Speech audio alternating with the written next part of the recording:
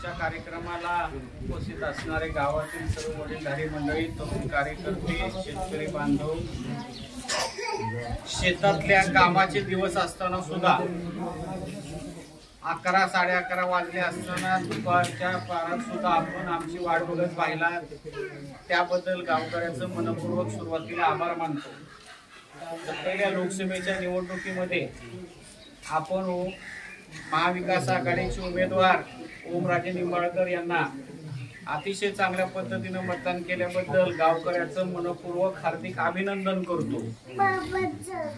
महाविकास आघाडीच्या माध्यमातून राष्ट्रवादी काँग्रेस पक्ष, शरदचंद्रजी पवार साहेब गट, शिवसेना उद्धव ठाकरे साहेब गट, काँग्रेस आयचे राहुलजी गांधी यांच्या सर्व कार्यकर्त्यांनी अतिशय चिकाटीनं काम केल्यामुळे आपला मोठ्या फरकानं विजय या ठिकाणी होऊ शकला। या ठिकाणी आपण जर पाहिलं तर महाविकास आघाडी ही सर्व धर्म समभाव मानणारी विचाराची आघाडी आहे। सर्व धर्म समभाव मानून सर्व धर्मांना बरोबर घेऊन जाणाऱ्या हे पक्ष आहेत। जाती धर्मामध्ये या ठिकाणी तेढ न करता ह्या सर्वांना आपण एकत्रित घेतलं तर राजकारण आणि समाज एकत्र होऊ शकतं, ही शिकवण आपल्याला आहे। पवार साहेबांबद्दल, उद्धव ठाकरे साहेबांबद्दल आणि राहुल गांधी बद्दल एक सहानुभूतीचं वातावरण महाराष्ट्रामध्ये आणि देशामध्ये निर्माण झालेलं आहे। आपण पाहिलं मागचं सरकार मोदी सरकार म्हणायचे, परंतु आताचं सरकार मोदी म्हणत नाहीत, कारण त्यांचं वनवे सरकार आलेलं नाही। त्यांना दुसऱ्या 2 पक्षाचे टेकून 2 सरकार या ठिकाणी आणलेले, लोकांनी त्यांना देशामध्ये धडा शिकवलेला आहे। थोडक्यात त्यांचं सरकार या ठिकाणी आलेलं आहे। कधी त्यांचा टेकू काढला तर सरकार पडल हे आपल्याला भविष्यामध्ये पाहायला मिळेल। या ठिकाणी मोदीजींनी असेल किंवा भाजपच्या लोकांनी असेल, एक चुकीचं वातावरण आपल्या देशामध्ये, महाराष्ट्रामध्ये निर्माण केलेलं होते। आपण जर पाहिलं तर गेल्या 15 वर्षामध्ये मी आमदार असताना आपल्या गावातील लोकांनी प्रत्येक वेळेस आम्हाला अतिशय चांगल्या पद्धतीनं मतदान केले, आशीर्वाद दिलाय।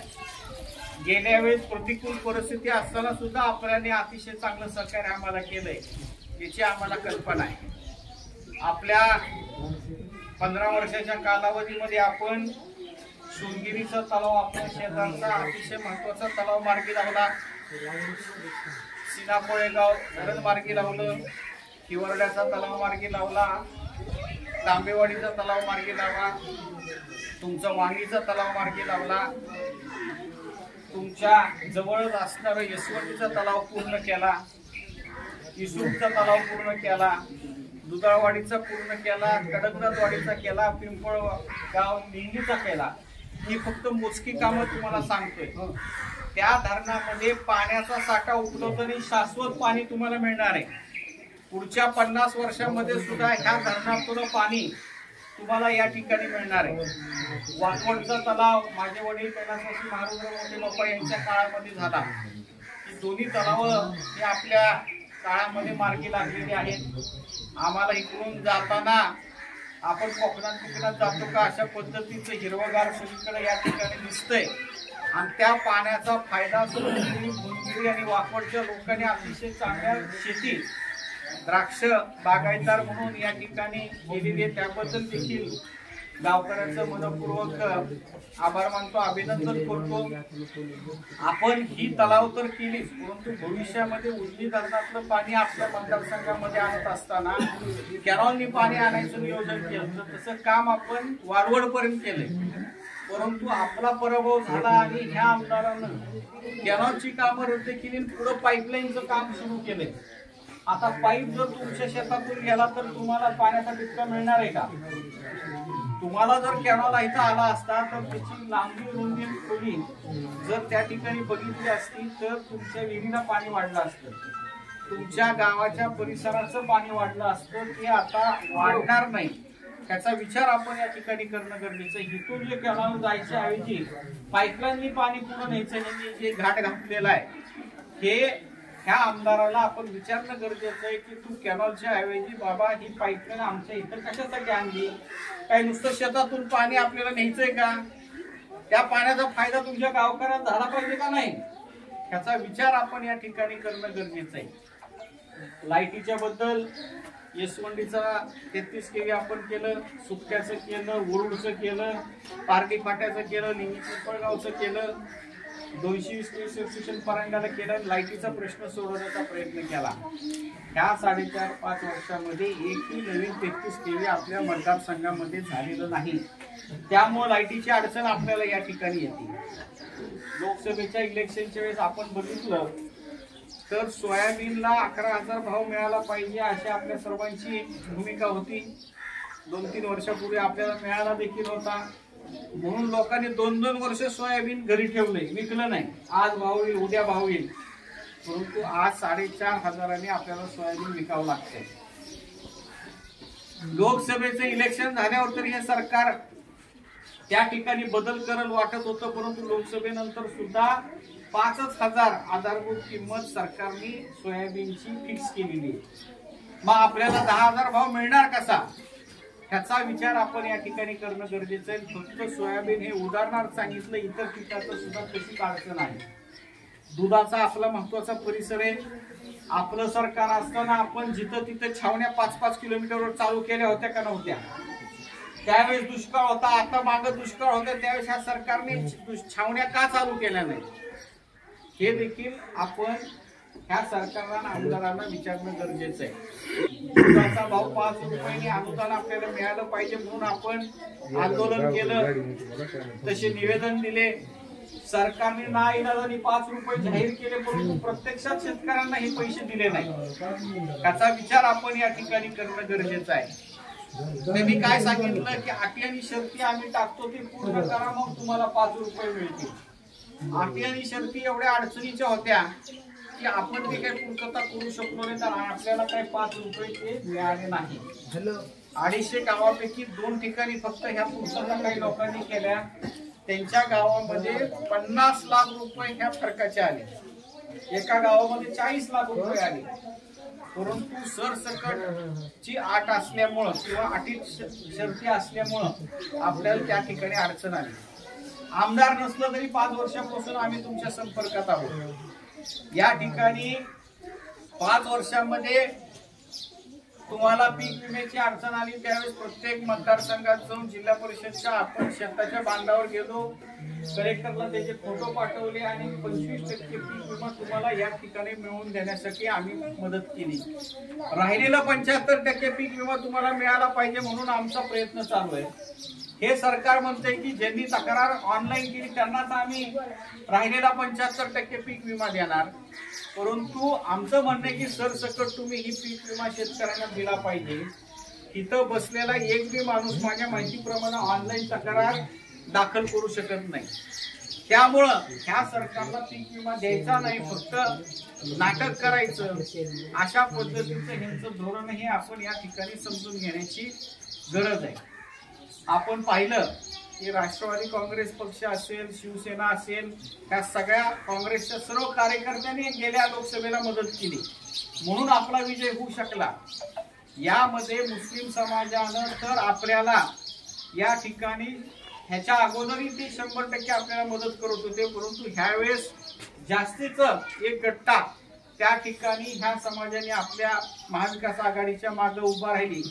आपल्या मतदारसंघात नाही, जिल्ह्यात नाही, महाराष्ट्राने तर देशातलं ते राजकारण आपण बघितलं आणि म्हणून या ठिकाणी आपल्या जागा जास्त येऊ शकल्या. दुसरीकडं प्रकाश आंबेडकर साहेबांचं आपलं युतीची चर्चा चालू होती. त्यांचा आणि महाविकास आघाडीचा विषय एकच होता की भाजपची लोक ही संविधान बदलल्याशिवाय राहणार नाही, त्यामुळे भाजपला मतदान करायचं नाही, ही त्यांची आणि महाविकास आघाडीची भूमिका होती. परंतु जागा वाटपामध्ये ते काही जमलं नाही. परंतु आम्ही आता पवार साहेबांना विनंती केली की आता महाविकास आघाडीमध्ये प्रकाश आंबेडकर साहेबांना आपण या ठिकाणी चर्चा केली पाहिजे, घेतलं पाहिजे. संविधान वाचवायचं असेल आणि आपल्याला जर या ठिकाणी भाजपला रोखायचं असेल तर त्यांच्या विरोधातल्या सर्व माणसांनी एकत्र करणं गरजेचं आहे. त्यांच्या प्रकाश आंबेडकर साहेबांचे कार्यकर्ते सुद्धा त्यांच्या नेत्याला सांगतायत की तुम्ही महाविकास आघाडीकडे या आणि अशा पद्धतीनं ह्या सर्व लोकांनी महाविकास आघाडीला केल्यामुळं आज देशामध्ये जरी सरकार मोदीचं असलं तरी ते मोदीचं सरकार नाही, ते आता वेगवेगळ्या पक्षाचं टेकू घेऊन येणारं सरकार झालेलं आहे. त्याचा विचार आपण या ठिकाणी करणं गरजेचं आहे. पुढं मागं हा टेकू काढला तर हे मोदी सरकार पडू शकतं, त्याच्यामध्ये वेगळा त्या ठिकाणी विचार होण्याची गरज नाही. 100% काही अडचणीनिमित्त काही पक्ष त्यांच्या बरोबर आहे. ज्यांनी पाठिंबा दिलेला आहे मोदीजींना, तुमच्या बिहारने आणि आंध्र प्रदेशने, तिथला मुस्लिम समाज, मागासवर्गीय समाज त्यांच्यावर चिडून म्हणतोय की तुम्ही मोदींना पाठिंबा देऊ नका. पाहिजे तर तुम्ही दुसऱ्या कोणत्याही काँग्रेसला त्या ठिकाणी पाठिंबा द्या, परंतु तुम्ही मोदीजींना पाठिंबा देऊ नका. अशा पद्धतीचं त्या ज्यांनी सरकार आहे, ज्यांनी तिथं सरकारमध्ये पाठिंबा दिलाय त्यांच्यावर दबाव हळूहळू वाढत आहे. ह्या गोष्टीचा देखील आपण या ठिकाणी विचार करण्याची गरज आहे. आमचं 5 वर्षामध्ये तुम्ही काम करण्याची पद्धत बघितली. अर्ध्या तासात मोटरसायकलवर तुम्ही गिरोडीला येऊ शकता, तुमची भेट होऊ शकतो, तुमचं आम्ही काम करू शकतो. सभागृहाचं काम असेल, कंपाऊंड वॉलचं काम असेल, ही कामं मागच्या काळामध्ये आपण केली. रस्त्याची आपली कामं मागच्या काळामध्ये राहिलेली ती येणाऱ्या काळामध्ये आपण नक्की पूर्ण करू, हे देखील मी तुम्हाला या कार्यक्रमाच्या निमित्तानं सांगू इच्छितो. आता आम्ही केलेलं काम तुम्हाला 15 वर्षापासून माहिती आहे. भूमला आपले अण्णा पाटील आहेत, सुरगुंजी आहेत, हनुमंतराव आहेत, ती तुम्हाला मदतीला येतात. आपले विनोद नाईकवाडी इथं आहेत, मार्कड साहेब आहेत. फाट्याकडे गेलं तर तिथं सभापती रणजित गायकवाड आहेत आणि आम्ही तुमच्या संपर्कात राहणारी माणसं आहोत. विरोधी पक्षांनी काय केलं, मागच्या 5 वर्षापूर्वी कुठंतरी एखादा नदी नाला उकरायचा आणि आम्ही लई मोठं काम केलं असं भासवायचं. त्यावेळेचं काम दिसतंय का? 5 वर्षापूर्वी ह्यांनी नदी नाला उकरलेला, आपण तलाव केलेलं ती पाणी दिसतंय का नाही तुम्हाला? पुढच्या 50 वर्षामध्ये बी हे पाणी दिसणार आहे. हे शाश्वत काम आपण केले. आपण भूमला DYSP इमारत केली, सेंट्रल बिल्डिंग केली, तहसील इमारत केली, तुमच्या ITची बिल्डिंग केली, सामाजिक न्याय ह्या बिल्डिंगा दिसतात का नाही तुम्हाला? दवाखाना आम्ही केला, दिसतोय का नाही? परंतु आरोग्य मंत्री झाल्यावर रोज एकदा भूमला आलं की आम्ही 100 खाटाचा दवाखाना केला, 200 खाटाचा केला, ही केलं ते केलं. मला या ठिकाणी सांगायचंय, ज्यावेळेस तुम्ही आजारी पडता त्यावेळेस जुन्या दवाखान्यात जाता का सावंतनी उभा केलेला दवाखाना हाय कुठं भूमला? असला तर दाखवा मला, काही अडचण नाही. आज 2 वर्ष त्याच्याकडं आरोग्य खातं एवढं घोषणा केला, दवाखाना दाखवली होतो की आम्ही तिथं. आजारी पडल्यावर जुन्या दवाखान्यातच आपल्याला जावं लागतंय, ह्याच्या फक्त घोषणा आहे. आणि हे आपण या ठिकाणी समजून घेण्याची गरज आहे. आणि मग आता मोठं काम कुठलंच नाही केलेलं तर मग आता शॉर्टकट सुरू केलं. 1,500 रुपये महिला भगिनींना सरकार देणार, चांगली गोष्ट आहे. 1,500 महिला भगिनींना दिलं. हे जर 5 वर्षापूर्वी, 2 वर्षापूर्वी किंवा 1 वर्षापूर्वी जर दिलं असतं तर महिला भगिनींनी मान्य केलं असतं. आता ह्यांना पगारी मंजूर करण्यासाठी महिनाभर पळावं लागते. महिला भगिनींना महिन्यात आचारसंहिता लागणार. एखादी पगार इलेक्शनला म्हणून ते देणार आहे, परंतु आपण गावातल्या महिला भगिनींना सांगणं गरजेचं आहे की महाविकास आघाडी पुढच्या 5 वर्षासाठी नाही तर कायमस्वरूपी महिला भगिनींना 1,500च्या ऐवजी 3,000 रुपये या ठिकाणी आपलं सरकार आल्यावर आपण सुरू करणार आहोत. हे महाविकास आघाडीचं जाहीरनामा आपण महिलांना सांगणं गरजेचं आहे. दुसरं, बचत गटाच्या मध्ये आपण बघितलं, गेल्या वेळेस 1,000 रुपये महिला भगिनींना त्यांनी दिले. 1,000 रुपये महिन्याला जर म्हटलं तर 50 पैसे सुद्धा दिवसाला येत नाही. महिला भगिनींनी 1,000 रुपयासाठी त्या ठिकाणी त्या विरोधी पक्षाच्या उमेदवाराला मतदान केलेलं नव्हतं. त्यांनी घोषणा काय केली की आम्ही ह्या महिला भगिनींना बचत गटाला मार्केट उपलब्ध करून देऊ, त्यांची जे काही वस्तू तयार करते, काय व्यवसाय करते त्याला, आणि प्रत्येक महिन्याला 10,000 रुपये महिन्याला देऊ. एवढं म्हटल्यानंतर काही महिला त्यांच्या मागे गेल्या इलेक्शनला. आता लोकसभेच्या अगोदर परत 1,000 रुपये त्यांनी प्रत्येक महिलेला दिले. एकाही महिलेने त्यांना मतदान केलं नाही. गेल्या वेळेस आम्ही फसलो म्हणाले, आता ह्याच्या पुढे फसणार नाही. परंतु तरी सुद्धा महिला भगिनींना आपण ह्या गोष्टी सांगणं गरजेचं आहे. हे मी तुम्हाला कार्यक्रमाच्या निमित्तानं सांगतो. हा शॉर्टकट अजून पगार तुम्हाला मंजूर व्हायचा आहे, कागदपत्र चालू आहे, त्याची चर्चा चालू आहे.